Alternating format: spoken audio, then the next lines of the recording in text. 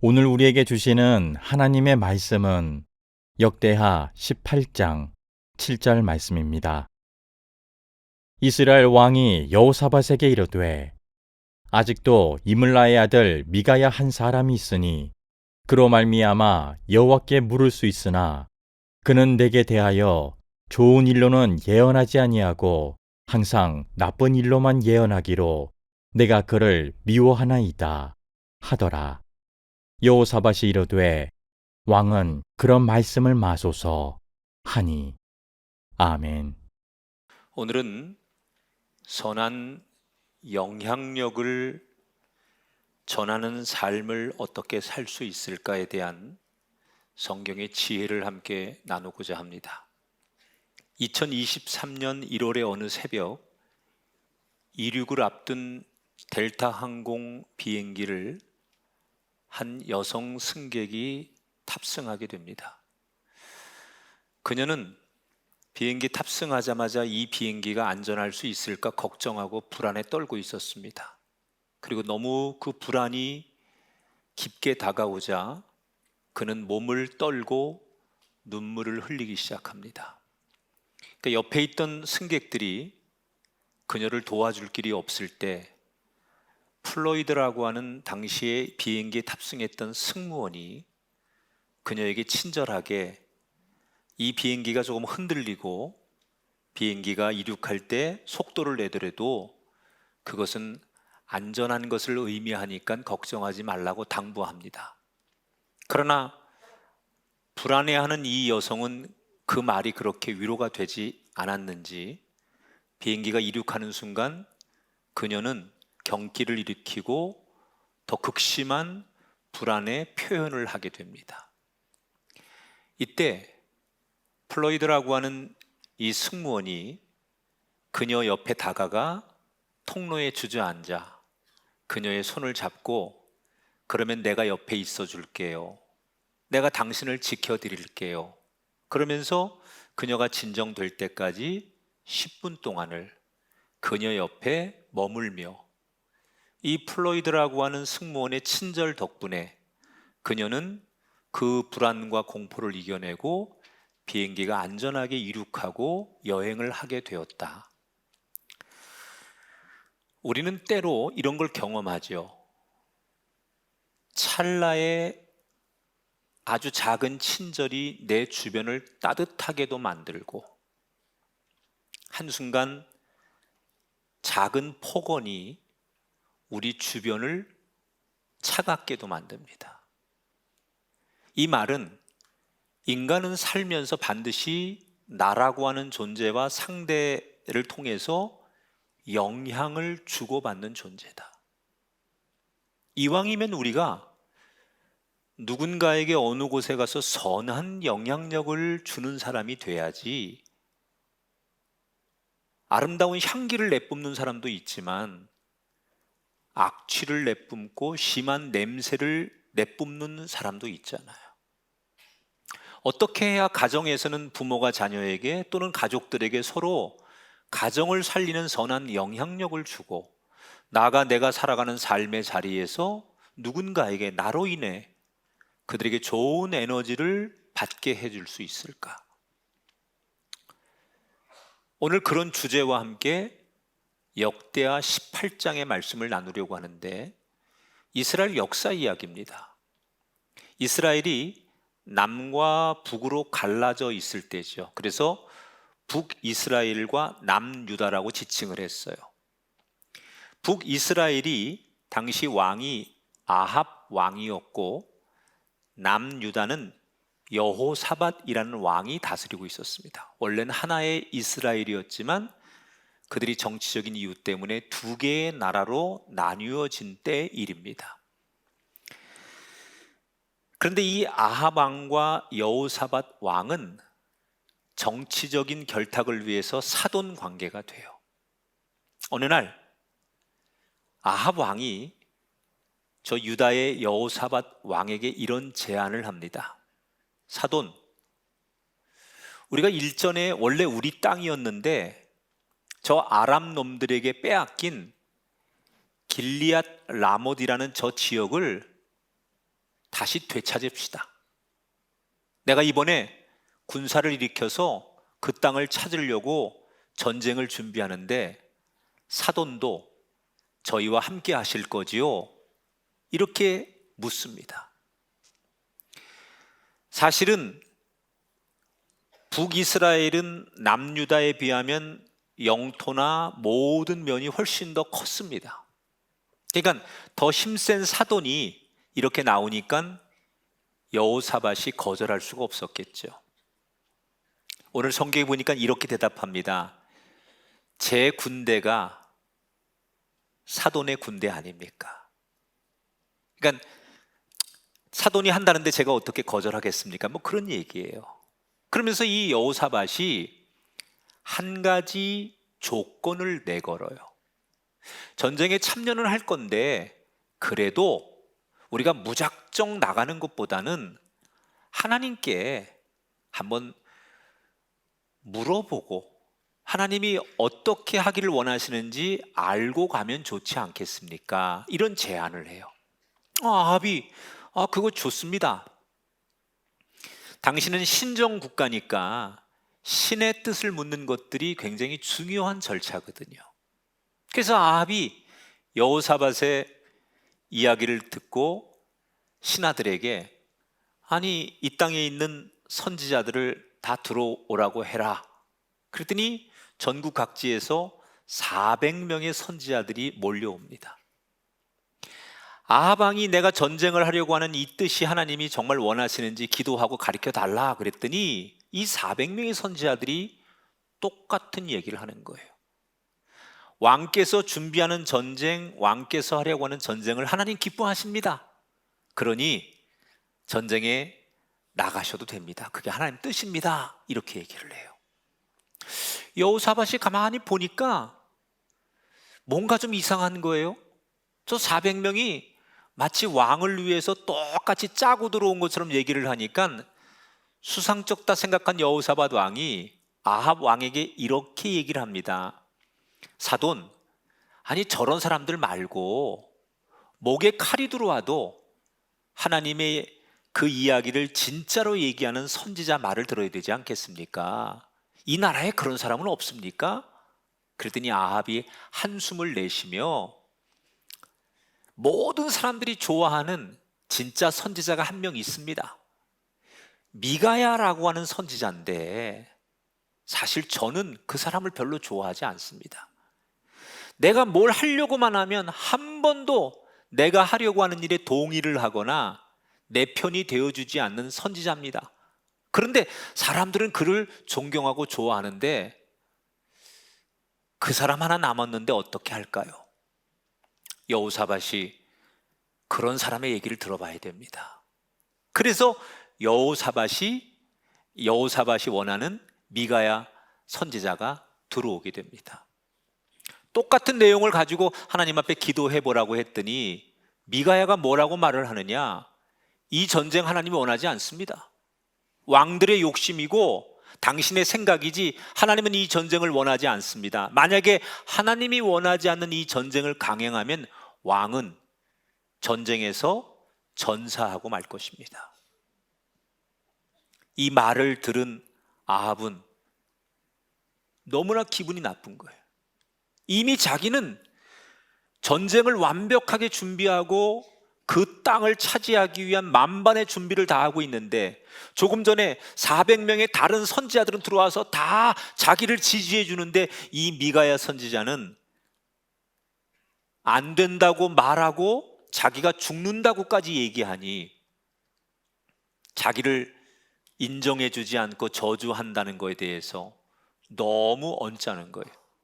그래서 신하들을 다 보는 앞에서 저 선지자를 감옥에 가둬라. 그리고 저 선지자가 예언한 것이 얼마나 잘못됐는지 내가 전쟁에 나가서 승리한 후에 돌아와서 내가 그 증거를 보여주고 그때 처형을 할 것이다. 여러분, 그리고 아합이 여호사밧과 함께 전쟁에 나가는데 이 전쟁을 이스라엘이 집니다. 그리고 미가야의 예언처럼 아합은 전쟁에서 죽습니다. 자, 지금 이스라엘 역사에 아주 흑역사 하나를 지금 소개하고 있는데 왜 그들은 이 불행의 주인공이 된 걸까? 도대체 오랫동안 준비하고 북이스라엘과 유다가 연합을 해서 아람을 상대하는데 뭐가 문제였기에 전쟁에 지고 아합 왕이 죽고 말았을까? 그 이유를 오늘 성경에서 이 말씀을 통해 찾아야 될 것 같아요. 18장 7절에 보니까 아합 왕이 이 미가야 선지자를 어떻게 평가하는지에 대한 한 대목이에요. 그로 말미암아 여호와께 물을 수 있으나 그는 내게 대하여 좋은 일로는 예언하지 아니하고 항상 나쁜 일로만 예언하기로 내가 그를 미워하나이다. 그 사람 나한테 좋은 말 한마디도 안 해주고 항상 기분 나쁜 얘기, 내가 듣고 싶은 얘기, 내가 생각하는 것 동의를 전혀 안 해주는 사람이다. 내가 원하는 건 한 번도 예언해주지 않고 꼭 문제 제기하고 태클만 거는 사람이다. 여러분, 지금 아합이 그렇게 얘기하는 거잖아요.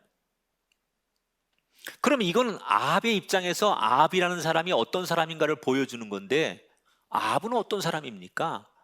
이 사람은요, 하나님이 뭐라고 하시는지에 대해서는 관심이 없는 사람이에요. 일단 자기가 생각하고 자기가 결론을 내놓으면 하나님의 말씀이 자기 생각과 자기 결론에 맞춰주기를 원하는 사람이에요. 지켜야 될 규정을 먼저 살피고 그 다음에 그 안에 적절한 결론을 정해야 되는데, 아합은 거꾸로예요. 내가 결론을 딱 내놓고 하나님의 말씀이 내 결론에 딱 끼어 맞춰 주기를 원하는 사람. 그러니까 일의 순서가 완전히 바뀌었기 때문에 그가 왜 전쟁에서 지고 사망을 하는지를 성경은 설명하는 거예요. 근데 여러분, 이게 아합의 문제가 아니라 가만 보면 지금 우리들의 자화상이에요. 심리학을 공부하면 심리학 용어 가운데 하나가 확증편향이라는 말이 있어요. 이 말은 내가 선택한 가설이나 목표에 동의되는 정보만 받아들이고 내가 생각하는 그 가설이나 내 생각과 모순되는 자료나 사건을 축소하거나 배제하려고 하는 인간의 심리, 이걸 확증편향이라고 합니다. 실제로 이걸 증명하기 위해서 1979년 스탠포드 대학교에서 아주 유명한 이런 실험을 합니다. 학생 중에 사형제를 찬성하는 24명의 학생과 사형제를 반대하는 24명의 학생을 선정해요. 그리고 사형제가 살인율을 감소하는 데 효과적이다라는 내용의 논문하고 반대로 사형제가 살인율 감소에 전혀 효과가 없다라는 내용의 논문을 각각 다 보여줍니다. 그리고 양 그룹의 학생에게 그 논문을 읽고 점수를 매기게 했더니 어떤 결과가 나왔느냐? 사형제 찬성파는 사형제를 찬성하는 논문을 훨씬 더 좋은 논문이라고 평가를 하고, 사형제를 반대하는 반대파는 사형제 반대하는 논문을 좋은 논문으로 평가하더라는 거예요. 똑같은 논문을 읽었는데 이미 자기가 어떻게 생각하느냐에 따라서 평가가 완전히 달라지는 거예요.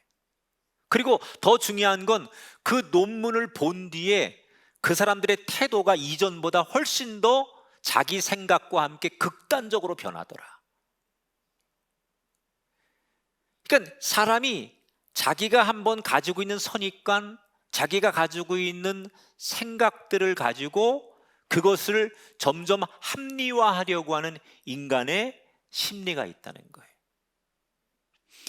이 똑같은 실험을 40년이 지난 다음에 같이 해봤어요. 똑같은 방식으로. 그랬더니 결과는 40년 전하고 똑같은 결과가 나오더래.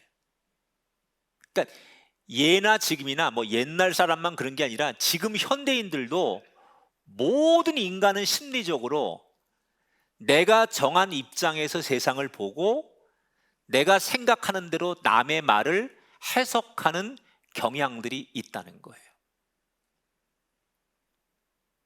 여러분, 우리 인생이 내가 생각하고 내가 가지고 있는 신념대로 살아서 결코 우리 인생이 행복하지 않다는 걸 얼마나 많이 경험합니까?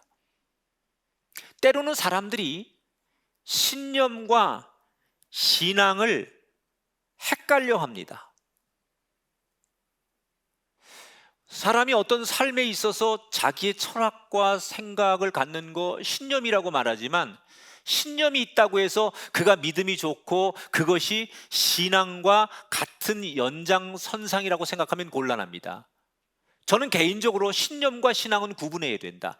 신념은 엄밀히 말하면 신앙적으로 볼 때는 내가 할 수 있다고 믿는 게 신념이에요. 신앙은 반대로 내가 할 수 없다고 믿는 게 신앙이에요. 그런데 어떤 사람은 신념을 마치 내가 믿음 좋은 것처럼, 신앙 좋은 것처럼 가지고 그것이 신앙의 전부로 표현할 때는 저는 아합처럼 확증 편향된 신앙을 현대인들이 갖는다. 성경에도요, 자기가 원하는 신념대로 살았다가 하나님 앞에 인정받지 못하는 사람들의 이야기가 많이 나와요. 우리 옛 속담에 뭐로 가도 서울만 가면 된다, 이 의미가 뭡니까? 여러분, 어떤 사람이 운전하는데 뭐 칼치기하고 역주행하고 과속하고 신호 위반하고 그래서 자기 목적지에 아무 문제 없이 도착했다고 해서 남들이 너 좀 잘 갔구나 이렇게 인정합니까? 우리 인생이 내가 가려고 하는 곳이 있어요. 내가 원하는 길로 가는 것도 우리가 정말 중요하지만 신호 지키고 남들에게 위협을 주지 않고 인생의 최고 규정인 말씀 안에서 목적지에 도착하는 인생을 누군가가 봤을 때 당신 참 귀한 인생, 귀한 목적지에 도착했구나 그러지. 남 등치고 남 아프게 하고 남 괴롭히고 자기 혼자 배부르고 자기 혼자 잘나서 자기 혼자 만족하는 삶을 가리켜서 당신 참 아름다운 인생을 살았다라고 평가하지 않는다는 거예요. 하나님 눈에는 더더욱 그럴 거라는 거예요. 바울이 2차 전도 여행을 할 때 원래 그의 계획은 지금의 튀르키예, 터키 지역에서 전도하는 게 그의 계획이었어요. 근데 어느 날 꿈을 꾸는데 그리스 사람이 막 손짓을 하면서 자기를 도와달라고 그런 꿈을 꿔요. 그가 기도 중에 이건 분명히 하나님이 나에게 주시는 비전이다 이렇게 확신이 들자 자기 계획을 뒤로 하고 유럽으로 건너가잖아요.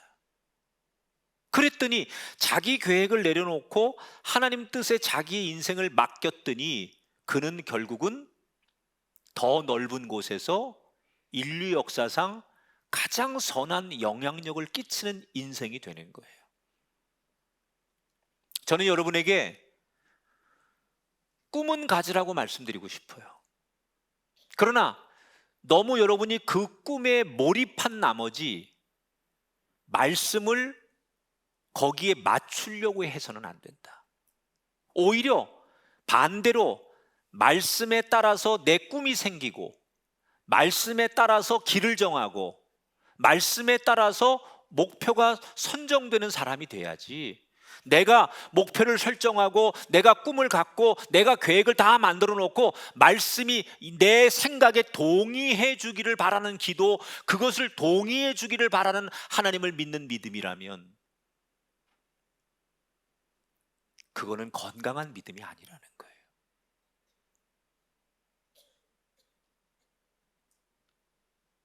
말씀이 앞서고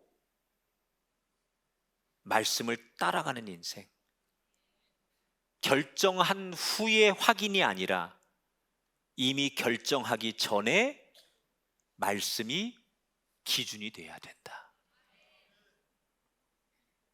그래야 하나님은 그 사람을 선한 영향력의 사람으로 사용하시더라. 자, 오늘 성경에 이 아합 왕이 이제 전쟁터에서 죽는다고 했잖아요. 어떻게 죽는지 한번 알아볼게요. 드디어 운명의 전투 날이 되었습니다. 그런데 이 전투를 시작하기 전에 아합 왕이 여호사밧 왕에게 기상천외한 제안을 하나 해요. 사돈은 안전하게 저 뒤에서 후방에서 왕복을 입고 이 전쟁을 전체적으로 진두지휘하십시오. 나는 일반 병사로 변장을 하고 군인들과 함께 내가 그 치열한 전투 현장 한복판으로 들어가겠습니다. 이렇게 제안을 해요. 얼핏 봐서는 아합 왕이 뒤로 빠지는 그런 자기를 지키려고 하는 왕이 아니라 솔선수범하고 같이 피를 흘리려고 하는, 자기를 희생하는 왕처럼 보이지만 아합의 의도는 그게 아니에요. 미가야의 예언이 마음속에 계속 남고 두려웠던 거예요. 하나님의 종이 하나님이 원하지 않는 전쟁인데 당신이 굳이 전쟁을 하면 당신 전쟁에서 죽는답니다. 이 얘기가 사실은 두려운 거예요. 그래서 잔꾀를 부리는 거죠. 사돈을 뒤에 왕복을 입혀놓고 자기는 변장을 하는 거예요. 자, 그런데 상대편인 아람 군대는 군인들에게 딱 한 가지의 명령이 내려집니다. 이번 전쟁에서 다른 건 하나도 신경 쓰지 말고 오직 이스라엘의 왕 아합만 찾아서 죽이면 된다. 그러니까 이 아람의 군사들은 아합 왕을 찾으려고 화려한 왕복을 입은 사람이 누군가 해서 왕만 찾으러 다니는 거예요. 그러다가 화려한 왕복 입은 사람을 하나 발견해요. 그게 여호사밧이에요. 그래서 모든 군인들이 이 여호사밧을 죽이려고 뛰어들어가지고 절체절명의 순간을 맞닥뜨리게 됩니다. 여호사밧이 포위를 당해서 완전히 적들에게 이제 죽기 일보 직전까지 가요. 이때 여호사밧이 저들이 찾는 왕이 내가 아닌데 잘못하면 내가 죽을 수 있겠다는 생각이 들어서 그가 목청껏 외치죠. 야, 자세히 봐봐. 나는 아합이 아니야. 너희들이 찾는 아합은 나가 아니야. 아합 아니야. 나 봐봐. 난 여호사밧이야. 그리고 막 자기를 항변해요. 이때 하나님께서 이 전쟁에 여호사밧에게 개입하시는 거예요. 아합이 아닐지라도 전쟁에서 남유다의 왕인 여호사밧을 죽이는 게 당연하지 않겠습니까? 그런데 아람 군사들이 정말 확인해 보니 자기들이 찾는 이스라엘의 아합 왕이 아니라는 것을 알고 여호사밧을 죽이지 않고 놓아줍니다. 있을 수 없는 일이 벌어진 거예요. 그리고는 다시 전쟁은 아수라장이 되고 아합 왕을 찾으려고 아람의 군대는 혈안이 돼 있어요. 도대체 아합을 못 찾는 거예요. 변장하고 있으니까. 그런데 이때 아람의 한 병사가, 이름도 없는 한 병사가 그냥 무심코 저 이스라엘 적진을 향해 화살을 쏘는 거예요. 그런데 그 중에 화살 하나가 하필이면 변장한 아합의, 성경에 자세히 나옵니다. 갑옷과 갑옷에 요만한 틈새가 있습니다. 그 틈새에 팍 꽂힌 거야. 지금 여러분들의 표정은 뻥치고 있네 뭐 이런. 아니, 목사가 성경 얘기하는데 그렇게 못 믿는다는 표정을 짓고 말이야. 성경에 나온 그대로 제가 전해드리는 거예요. 그 갑옷과 갑옷 사이에 틈이 있는데 그 틈 사이에 그냥 이걸 아합을 맞추려고 한 게 아니고 무조건 무심코 쏜 화살이 하나가 그 아합의 틈바구니에 박힌 거예요. 물론 이때 서둘러 치료를 받으면 아합은 얼마든지 살 수 있었습니다. 그러나 이미 혼전이 벌어지면서 아합은 적진에서 쉽게 탈출할 수가 없었기 때문에 결국은 마차에 기대어서 과다출혈로 전쟁에서 전사를 하게 돼요. 결국 이 전쟁은 이스라엘 연합군이 원했던 영토도 빼앗지 못하고 아합 왕은 죽고 패배를 하고 돌아오는 거예요. 자, 그런데 우린 이런 의문이 있어요. 두 왕이 연합을 해서 지금 아람 군대에 하나님 원하지 않는 전쟁을 나갔는데 왜 아합은 죽고 하나님이 여호사밧은 살리셨을까? 진짜 죽음의 위기에 놓인 여호사밧은 위기에서 생명을 지키고 전혀 노출되지 않은 아합은 아주 우연을 가장해서 전사를 하게 돼요. 왜 그랬을까? 결국 하나님께서 여호사밧은 살리시고 아합은 죽인 거 아니에요. 어떤 분이 왜 그랬어요? 라고 물었더니 어느 설교인가 책에 그렇게 써놨더라고요. 아합은 주동자고 여호사밧은 동조자여서 그렇다.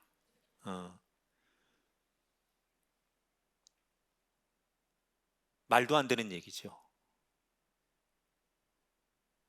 이유가 뭘까? 이 여호사밧이 전쟁에서 패하고 예루살렘에 돌아왔을 때 한 선지자가 전쟁에서 지고 돌아온 여호사밧 왕에게 책망을 합니다. 어찌 왕께서는 하나님이 하지 말라는 걸 하셨습니까? 어찌 왕께서는 하나님 말씀을 순종하지 않으십니까? 그리고 선지자가 이 왕을 책망해요. 그때 선지자가 왕을 책망하면서 하나님의 마음을 이 왕에게 전하는 대목이 나와요. 그게 19장 3절의 말씀입니다. 같이 한번 읽어보겠습니다.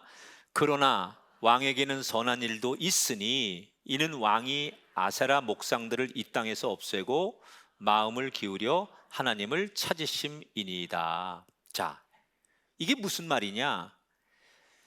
지금 여호사밧 왕이 하나님이 원하지 않는 전쟁터에 아합과 함께 나가긴 했지만 평소에 여호사밧 왕이 하나님 앞에서 어떻게 살았느냐를 표현하는 거예요. 전쟁 전에 이 여호사밧은 자기 나라에서 왕으로서 하나님이 싫어하는 우상 아세라 목상을 유다 땅에서 철저히 제거하고 하나님을 늘 전심으로 찾았던 왕이다. 오늘날로 말하면 하나님이 원하지 않는 것을 왕이 안 하고 하나님이 기뻐하는 일을 하려고 노력했던 왕이라는 거예요. 이게 여호사밧 왕이 아합처럼 버림받지 않고 생명을 하나님 지켜주신 이유라는 거예요. 근데 여러분, 이게 우리가 글로 읽고 현대인들이 이 얘기를 들으면 그럴 수도 있지 이렇게 생각하지만 당시에는요, 이게 굉장히 왕으로서는 위험한 일입니다. 여러 연구를 보면 당시 사람들은 지금처럼 하나님 한 분만을 신앙으로 갖지 않고 각 지역의 그 마을마다 여러 신을 섬기는 산당들을 짓고 또 그러면서도 집에서는 여호와 하나님을 섬기는 신앙을 동시에 가졌어요. 그러니까 우리로 말하면 십자가를 집에 놔두고 옆에 무슨 부족 같은 것도 같이 놓고 하여튼간 이것도 좋다니까 믿고 이것도 좋다니까 신앙적으로 받아들이는 그런 거가 비슷한 거예요. 내가 잘 되고 우리 자녀들이 잘 되면 뭐 부족도 필요하고 십자가도 필요하고 무슨 뭐 부처님의 은혜도 필요한 거야. 이걸 다 수용하려고 하는 자세. 그런데 여호사밧은 어땠다고요? 그런 것이 팽배하고 그런 것이 트렌드인 그 시대에 하나님이 기뻐하지 않는 우상들은 다 철저히 없애고 오직 하나님만을 섬겼다는 거예요, 이 왕이. 그러면 이렇게 행동하면 왕에게 어떤 손해가 끼쳐지느냐? 우선 각 지방의 세력들의 반발을 불러일으켜서 왕은 각 지방의 토착 세력들이 왕으로 한 사람을 추대해 주는 거거든요. 그러면 그 토착 세력들이 그 왕을 신뢰하지 않게 만드는 이유 중에 하나가 이 신앙적인 문제인데, 왕권이 약화될 수 있어요. 또 그들이 세금을 거부하면 왕은 아무것도 아니에요. 여호사밧은 자기가 믿는 하나님을 위해서 우상을 버리고 하나님만 온전히 섬기지만 그것이 자기의 왕에게 왕위를 지키는 일에 전혀 도움이 되지 않는다는 걸 알아요. 다시 말하면 손해가 되는 줄 알지만 굳이 하나님 앞에 그거를 계산하거나 그걸 염두에 두지 않는 신앙인이었다는 거예요. 그랬더니 하나님께서 평소에 그의 신앙을 보시고 전쟁터에서 위기의 순간에 여호사밧을 건지시고 그의 남유다 땅을 지켜주셨다. 여러분, 우리가 하나님 앞에 우리 삶의 근거는 어느 순간 하나의 사건 때문에 하나님 앞에 우리의 믿음을 보이는 게 아니에요. 우리가 일상으로 살아가면서 평상시에 우리가 가지고 있는 우리의 그 이면의 모습들이 하나하나가 모아져서 하나님 앞에 내 모습을 드리는 거지, 그것이 어느 순간에 극적으로 한마디를 회개하거나 한마디를 표현했다고 해서 그게 다 내가 아니라는 거예요. 다시 말하면 우리가 세상을 살다 보면 저나 여러분도 계산할 일이 많잖아요. 내가 굳이 예배를 드리고 신앙생활을 하면 이런 거는 도움이 되지만 이런 건 손해가 돼, 이런 것도 계산할 수 있잖아요. 근데 그런 계산 때문에 내가 하나님을 예배하고 내가 하나님 앞에 믿음을 갖는 것을 그런 조건이나 계산 때문에 하고 안 하는 것은 하나님 앞에 온전한 믿음과 신앙이 될 수 없다는 거예요.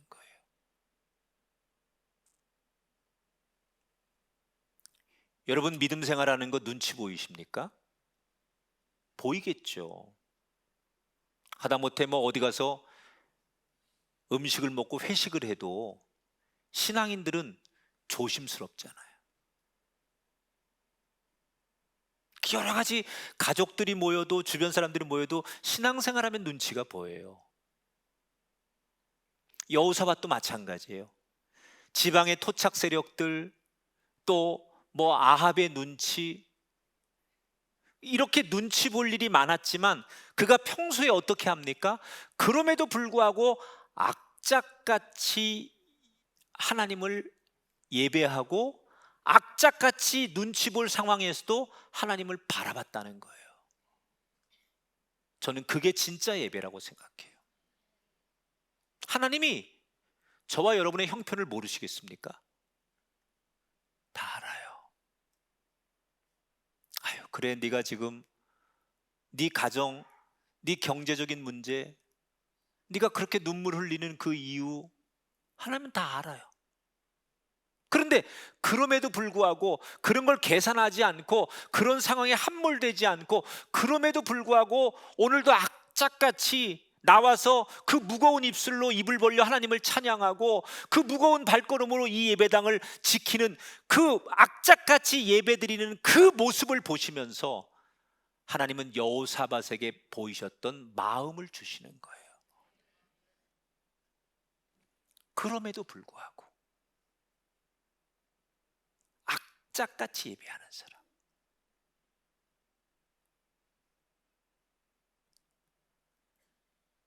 제가 하나 이야기를 소개해 드릴게요.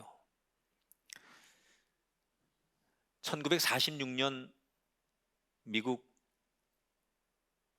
아틀란타에서 사무엘 캐시라고 하는 청년이 아주 작은 식당 하나를 오픈하게 됩니다.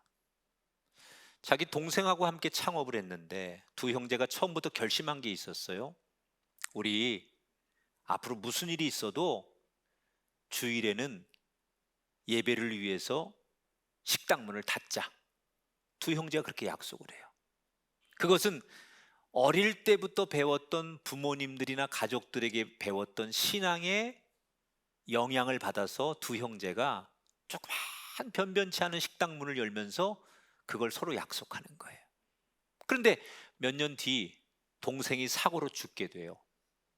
그때부터 홀로 식당을 운영하던 사무엘은 1964년도에 자신만의 독특한 치킨 샌드위치를 개발하게 됩니다. 그리고 이 치킨 샌드위치가 사람들의 인기를 얻자 1967년 사무엘은 애틀란타의 한 쇼핑몰에 칙필레라는 매장을 열어요. 그리고 이 칙필레 매장은 승승장구해서 50년 동안 1600개가 넘는 매장을 갖게 됩니다. 요즘 말 말하면 초대형 프랜차이즈가 된 거예요. 그런데 변하지 않는 게 있어요. 주일날이 되면 사무엘은 모든 매장의 문을 닫게 하는 거예요. 그리고 자기는 지난 50년 동안 매주 주일이면 늘 그랬듯이 자기가 섬기는 교회에 나가서 청소년들에게 선생님으로 교사로 봉사하는 이 사역을 50년 동안 이어가는 거예요. 결국 이제 나이가 많아져서 2013년도에 그 회사를 아들에게 물려줄 때 아버지는 딱 한 가지의 부탁을 했다고 그래요. 주일이면 문을 닫는 회사가 돼야 된다. 근데 이게 사실은 패스트푸드 업계에서는 말이 안 되는 거거든요. 왜냐하면 패스트푸드는요, 주일이 가장 중요하고 매출이 제일 많은 날이에요, 일주일 중에. 예를 들어서 맥도날드 같은 경우에는 주일에 올리는 매출이 전체 매출의 15% 정도 된대요. 그래서 어떤 누가 이 책필리가 얼마나 주일날 문을 닫고 손해를 보는가 추정을 한번 해봤더니 약 12억 달러, 우리 돈으로 1조 6천억 정도 되더래요. 주일날 문 닫는 것 때문에 그 정도의 엄청난 경제적인 손실을 보는 것으로 누가 추산을 했어요. 자, 그런데 여러분, 그 칙필레가 망했습니까? 주일날 문 닫았다고 그 매장들이 사람들한테 인기를 못 얻고 인정을 못 받아서 망했느냐? 아닙니다. 작년 기준으로 오히려 이 칙필레 매장이 3,100개가 생겼어요. 3,100개로 올라섰어요. 총 매출액이 227억 달러, 우리 돈으로 31조 원을 넘어섰습니다. 주일날 문 닫으면 손해보는데 그렇게 사람들은 생각하는데 매장당 매출에서 오히려 맥도날드를 압도적으로 이기더라는 거예요. 어떻게 눈치 보지 않고 그가 소신을 지키고 그렇게 자기의 믿음으로 하나님 앞에 약속한 것을 지켰더니 그렇게 됐느냐? 이 사무엘이 늘 틈날 때마다 하는 말이 있었어요. 우리 회사의 비전은 하나님께 영광을 돌리는 거고 사람들에게 긍정적인 영향을 주는 것이다. 그러기 위해서 우리는 무조건 주일을 쉬면서 예배해야 된다.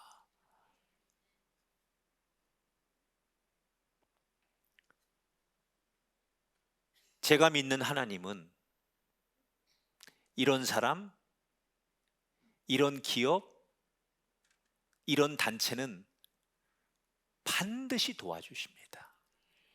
그러니까 잘 되는 거예요. 세상적으로는 안 돼야 되는 조건인데 하나님께서 그런 사람, 그런 곳은 반드시 지켜주시고 반드시 도와주시는 거예요. 손익을 따지지 않고 그저 너무 순진하게 예배만 하면 한때는 어려울 수 있어요. 그러나 시간이 지날수록 하나님이 그를 버리지 않으시기 때문에 그의 인생은 죽을래야 죽을 수 없고, 하나님이 그 손을 놔야 죽는 거지요. 하나님이 그 손을 놔야 망하는 거죠. 한때는 어려운 것 같고 한때는 불황인 것 같아도 하나님이 그 손을 놓지 않으시면 그 인생은 절대 망하지 않습니다. 그런 인생은 절대로 죽지 않습니다. 저는 우리의 인생, 우리의 가정이 그렇게 되길 바랍니다. 지금 당장 어렵다고 해서 내가 영원히 죽는 게 아니라 하나님이 우리 가정, 내 기업, 내 자녀, 내 인생을 놓으셨느냐, 여전히 붙들고 있느냐. 하나님이 붙들고 있어도 어려울 수 있어요. 하나님이 붙들고 있어도 아직 하나님의 때가 아니면 우리에게 여유가 없을 수도 있어요. 그러나 하나님이 우리를 놓지 않으시면, 마치 이스라엘 백성들이 가나안을 가기 전에 40년간 광야 생활도 해야 되고 하나님이 붙드셨는데도 바다가 그들의 앞길을 막고 사막 한가운데 먹을 게 없지만 하나님이 그들을 붙드셨기 때문에 그들이 40년의 시간이 지나도 망하지 않는 것처럼, 하루하루는 너무나 고통스럽고 광야라고 하는 것이 정말 자신들에게 아무런 희망이 없는 환경이지만 하나님이 그들을 놓지 않으셨기 때문에 그들의 인생이 망하지 않은 것처럼, 오늘 지금 여러분이 힘들다고 여러분의 인생이 망한 게 아니에요. 하나님이 여러분을 놓지 않으셨다면 반드시 여러분은 하나님의 은혜로 살아나게 될 것입니다. 그게 영향력 아닙니까? 어떻게 저 사람은 세상적으로 저 정도 되면 다 망하고 저 정도 되면 다 끝나야 되는 인생인데 어떻게 저 사람은 끝에 가서 다시 부활하고, 어떻게 저 사람은 끝에 가서 다시 꿈을 이루고, 어떻게 저 사람은 있을 수 없는 방법으로 저렇게 다시 아름다운 열매를 맺을 수 있을까?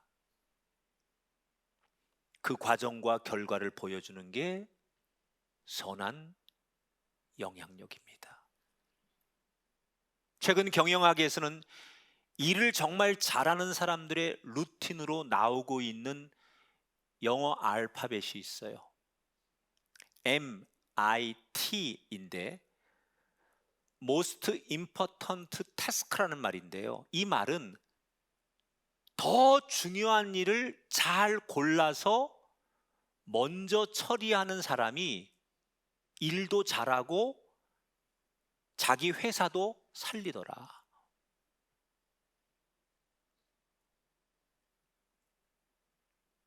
저는 인생도 그렇다고 생각해요. 인생도 most important task예요. 우리가 많은 일이 있지만, 많은 일을 해야 되지만 그 엄청난 일 가운데 중요한 일을 잘하는 사람. 여러분, 우리 인생을 뭐 10대, 20대, 30대 또는 뭐 이번 달 뭐 이렇게 단편적으로 보면 지금은 뭐 요거를 가져야 되는 게 너무 중요하고, 지금은 자녀가 뭐 대학교 가는 게 중요하고, 요게 계약이 성사되는 게 지금은 너무 중요하지만 우리 인생 전체, 우리 라이프 전체를 놓고 보면, 우리가 태어나서 죽을 때까지 우리 인생 전체를 놓고 보면 작은 것보다는 제일 중요한 게 뭘까? 우리 인생 전체를 놓고 보면 그가 평생 하나님 잘 믿고 하나님을 떠나지 않는 인생. 지금은 경제적인 게 중요하고, 지금 당장은 수술해야 되는 게 중요하고, 지금 당장은 뭐 이 문제 해결하는 게 나한테 너무나 중요한 문제지만 그건 단편적이고요. 우리 인생 전체를 놓고 보면 하나님을 떠나지 않고 하나님을 예배하는 사람이 제일 중요한 거예요. 오늘 저는 우리가 정말 끝까지 선한 영향력의 인생이 되기 위해서 이제 8월이 시작됐으니까 여름이 지나고 가을 이제 연말까지 갈 거 아닙니까? 금년 남은 시간 어떻게 하면 우리가 좋은 영향력의 사람이 될 수 있을까? 두 가지를 꼭 한번 도전해 봤으면 좋겠어요. 첫째는 결론을 정하지 말고 말씀에 의해서 정해라. 지금까지 너무 여러분 계산하고 손익을 따지고 그러니까 흔들리는 거예요. 내 신앙이 흔들리는 이유는 전부 그걸 따져보니까 손해가 되는 거예요.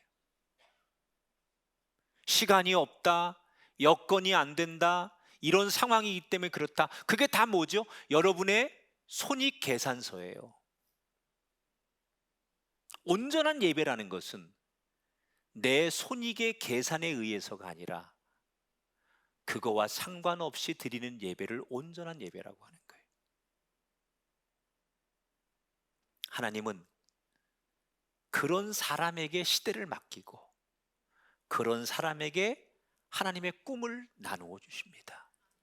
저는 우리 모든 성도들에게 그 하나님의 꿈을 같이 나눌 수 있는 선한 영향력의 사람이 되기를 축복하면서 우리 모두 오늘 말씀 앞에 결단하고 남은 한 해를 그렇게 살기로 도전해 가는 아름다운 분들이 되시기를 주의 이름으로 축원합니다.